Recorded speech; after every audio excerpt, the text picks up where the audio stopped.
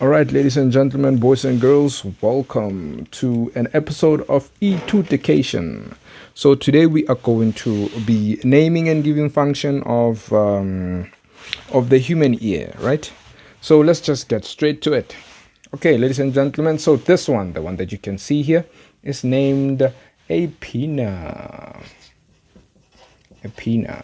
So the function of the pinna is to direct sound waves into this. Now, what is this? This portion is called the auditory. Is the auditory canal. Okay, so inside this auditory canal we have hair and wax that is aimed at protecting this tympanic membrane. You can see tympanic membrane. Okay, this tympanic membrane will forever be protected by the wax that will be found here and the hair. So the wax that is here is aimed at keeping this tympanic membrane moist at all times, and we are protecting the tympanic membrane from foreign particles such as dust, so like dust. So then we are going to these three bones. These three bones together, all of them, they are called the ossicles, but we're going to name each one of them. So we're going to start with this one. This one is named the hammer. It's called a hammer. It's the first one. It's attached to the tympanic membrane, the hammer, followed by the anvil, and then the last one, it will be called the stirrup. Right, so the stirrup is attached to what we call the oval window. I don't know if you can see it here, but the dark one, this one. The stirrup is attached to what we call the oval window. You take it up, okay? The oval window. Okay, so the oval window is the one that is separating the inner ear from the middle ear. What am I talking about? Okay, looking at the structure, so cutting this from the tympanic membrane like that, so we would find this portion going there. So this portion here is called the outer ear. That's right. And then boom, boom, boom, boom, boom, boom, boom. This portion here, this one here, it will be called the middle ear. And then now everything from that side, which is separated by the windows, the oval window and the round window, will be known as the inner ear. Okay, so now what is this dot? This one. So this one is called the round window. It's called the round window. Okay. Now we are in the inner ear now. The inner ear, this one, is called the cochlea. Cochlea. Right? Now this cochlea, we have receptors for hearing. The receptors for hearing, they are called the organ of Corti. It's the one that is responsible. It's a receptor that is responsible for hearing. Okay? Sharp. Now, moving on and naming other parts. So this one is called, this nerve is called the auditory. The auditory nerve. Okay? And then now, as you can see these branches, you can see that this nerve is debranching into different parts, into the cochlea and then into the semicircular canal. Now, it's called a vestibular branch. It's the vestibular branch of the auditory nerve. Sharp. And then now we have this portion is called the semicircular canal. Semicircular canal. So this is where balance is taken. What the hell? Whee! Okay. Sorry about that. My phone fell, bruh. Okay, anyway, let's continue. So the semicircular canal, that's where balance is taking place. Right? That's where balance is taking place. So there are two things that are happening in the ear. The first one is hearing. Let me do this. First one is hearing. So hearing is taking place by the cochlea, right? There by the cochlea. And inside the cochlea, we have this receptor, the organ of Corti. So what will happen is this organ of Corti will receive a stimulus. And that stimulus will be converted into a nerve impulse. Right? That nerve impulse will travel to the auditory canal. Nope, not the auditory canal, but the auditory nerve. My God. So let me explain how does that happen, because this, what I've written here, is the last stage. So the first stage is that we'll be having sound waves that will be traveling inside the auditory canal. They'll be directed into the auditory canal because of this pinna, right? Inside the auditory canal, the sound waves now will hit the tympanic membrane. Once the tympanic membrane is hit, this tympanic membrane now will start to vibrate. Okay? When this tympanic membrane is start to vibrate now, it will cause these ossicles to vibrate. All of them are going to vibrate. And as they vibrate like that, the stirrup is attached to the oval window. As it's attached to the oval window, it's also going to vibrate, causing now the vibrational energy to go into the cochlea. So the cochlea in here will receive now a stimulus. A stimulus will be that vibration, right? The organ of Corti will receive a stimulus, which will be vibration. And that stimulus will be converted into a nerve impulse. And then from the nerve impulse, now it will go and travel to the brain via the auditory nerve. Which part of the brain are we talking about? We are talking about the cerebrum. It's the one that is responsible for hearing. Okay. Oh, and then there's something that I did not explain. When that is happening, when this is happening, all this process now, pressure is going to build up inside the inner ear. That pressure must be released, otherwise it's a problem.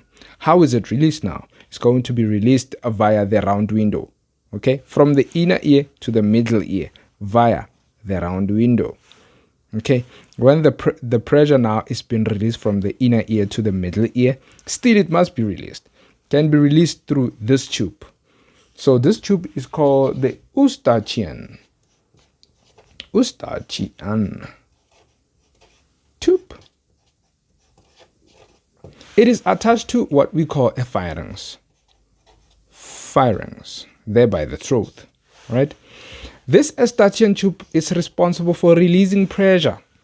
This Eustachian tube. That is why when you're yawning, you feel something is going on inside your ears because of this Eustachian tube. Eustachian tube will be releasing pressure to the pharynx from the middle ear. This pressure, it comes from the inner ear. It will build up in the inner ear, and it must be released via the round window into the middle ear. Okay, and then now in the middle ear, the pressure will be released now via the Eustachian tube to the pharynx. So let's say this is blocked. What happens when this is blocked? Now, when the Eustachian tube is blocked, it can be blocked by the mucus, by bacteria, fungi, and stuff like that, right? When it's blocked now, it means we have a problem. Pressure can't be released. That's the first thing that will happen. When the pressure can't be released, it means the pressure will build up in this middle ear. And we don't want that. And there's only one way pressure will be released if this is blocked, and it's through that way. And if it's released that way, it means now the tympanic membrane is going to burst. We don't want that because it's painful and it's going to cause inflammations and infections and all that. Hearing loss, boom, boom, boom, boom, boom. Okay, so yeah, I think I've explained. Now, before I move to balancing, right, there is something called amplification of sound. How does that happen? Okay, you can see that this tympanic membrane inside is larger than the window, the oval window, right? So when the sound waves are being hit by this tympanic membrane, which is large, it's larger, it has a large surface area than this oval window. So this tympanic membrane will vibrate, causing this ossicles to vibrate too. But now, sound waves will be highly concentrated on the oval window compared to the tympanic membrane. So when this ossicles vibrate, sound is amplified, and now the concentration of sound waves or vibrational energy on this oval window will be high or large compared to that of the tympanic membrane. So that concentration sound, it will amplify sound. Okay. So what am I leaving? Surface area. This surface area is larger than this one. Okay. And then vibrational energy will be highly concentrated on the oval window, which will cause amplification of sound. And now amplification of sound is also done by the ossicles as they vibrate. All right. So I'm moving now to balancing. So balancing. When we go to balancing, I am going to remove what I've written here. So let me remove it. Gone. Sharp. Now, balancing. Balancing is taking place here on the semicircular canal. There are a few things that you would need to understand first. Now, there are two fluids that will be found in the semicircular canal. We have perilymph, and we have endolymph. Okay, two fluids that are found inside the semicircular canal. Before I talk about them, we have receptors, the cristae or cristia, something like that. This one, and the maculae. So these two are the receptors. They are found at two different spots inside the semicircular canal. What spots am I talking about? So let me start with this one. Okay, and then also we have this one. Two spots, this one and that one. So the first one, this one is called the ampullae. It's called the ampullae. Okay, and this one is called the utricular. Oh my God, my phone just fell again. Oh my God, my poor phone. Whew, so painful. Sorry, phone. Okay, so as my phone is falling like that, hopefully you are subscribing, commenting, sharing, doing all those things. Yeah, I was here. Ampullae, utriculus. We have the utriculus and the circulus. That will be found here. It's double C, ne? That will be found here on the semicircular canal. So, two receptors. It's this one, the cristae and the maculae. This one will be found at the ampullae. My phone shouldn't fall, guys. Ampullae. And this one will be found on the utriculus and the circulus. I showed you where they are. So, the bottom line of the story is that movement of these two fluids, this and that. So this fluid will be found here, and this one, the second one, will be found there. Okay, so the movement of this fluid, any movement, any change in direction, any change in movement, any movement of this fluid, they will stimulate these receptors that are found here. So these receptors, when they are stimulated, what will happen? Number one, they will receive a stimulus. Yes, they will receive a stimulus. And then also, let me write it down, please. They will receive a stimulus. Receive a stimulus. Okay. When they receive a stimulus, they are going to convert that stimulus into a nerve. Impulse. It's M.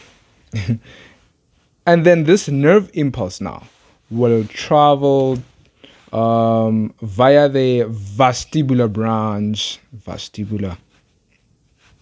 Vestibular branch of the auditory.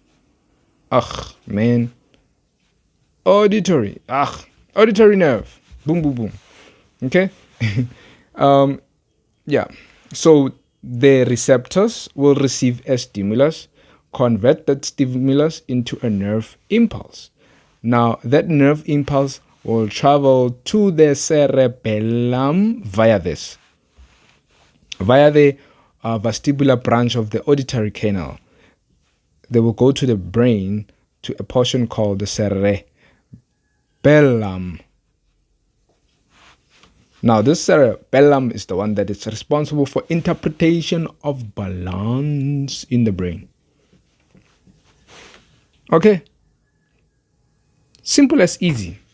So, please, balancing has nothing to do with sound waves. Balancing has nothing to do with sound waves. Balancing has everything to do with the semicircular canal.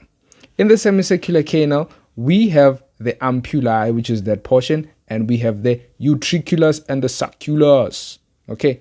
Now, in the sulcus and utriculus and the ampullae of the semicircular canal, we have this fluids, the perilymph and the endolymph. Now, the perilymph and the endolymph, we have that fluid. They are situated at that portions, or the ones that I showed you there on the diagram. Then we have these receptors, this receptor cristae and maculae. They are the receptors. Okay, so these receptors, based on the movement of these fluids, are going to be stimulated. When they are stimulated, they are going to receive a stimulus. The stimulus is going to be converted into a nerve impulse. That nerve impulse is going to travel via the vestibular branch of the auditory nerve to the cerebellum. To the cerebellum of the brain. That cerebellum of the brain is going to interpret balancing. As easy as ABC. So my phone shouldn't fall. My God. Yo. All right.